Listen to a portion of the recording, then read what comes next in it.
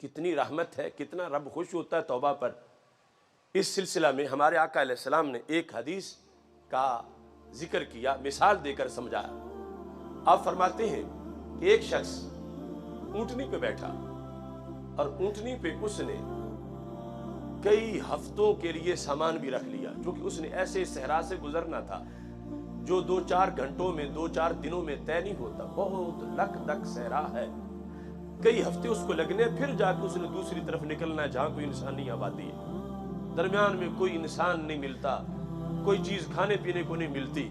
اس نے سب کچھ اپنا اونٹنی پہ رکھ لیا اور سفر شروع کر لیا۔ چلتا گیا چلتا گیا چلتا گیا،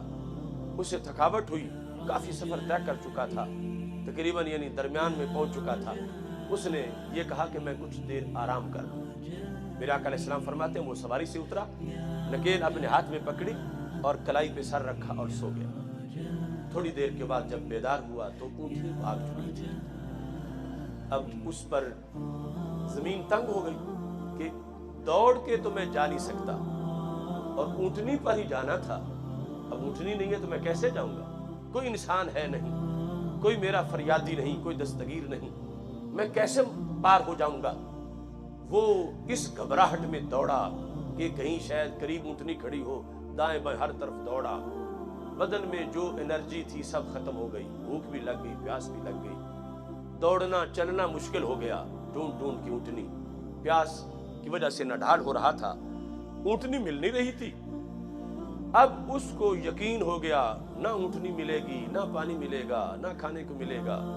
اب چند گھڑیوں کا میں مہمان ہوں۔ اس نے یہ فیصلہ کیا کہ میں اس جگہ مروں جہاں اونٹنی بھاگی تھی، کیونکہ وہ رستہ ہے، شاید کبھی کوئی انسان اس رستے سے گزرے تو کم از کم میری ہڈیاں تو زمین میں چھپا دے،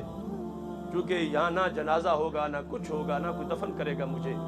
تو کبھی کوئی انسان اس رستے سے گزرا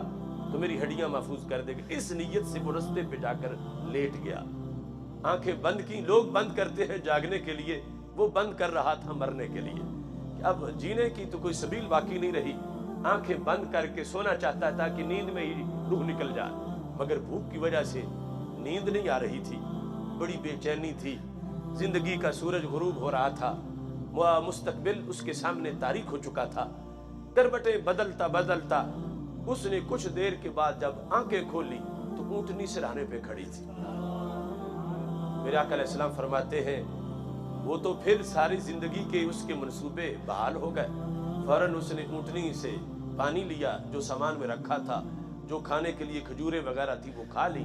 انرجی بحال ہو گئی، کوئی فرق ہی نہ رہا، پھر اونٹنی پہ بیٹھ گیا، پھر سفر شروع کر دیا۔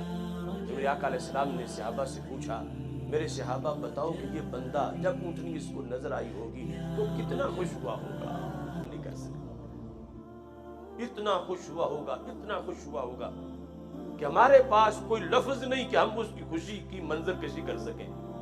تو میرے آقا علیہ السلام نے اس موقع پر یہ الفاظ بولے، توجہ سے سننا، فرمایا للہ افرح بتوبۃ العبد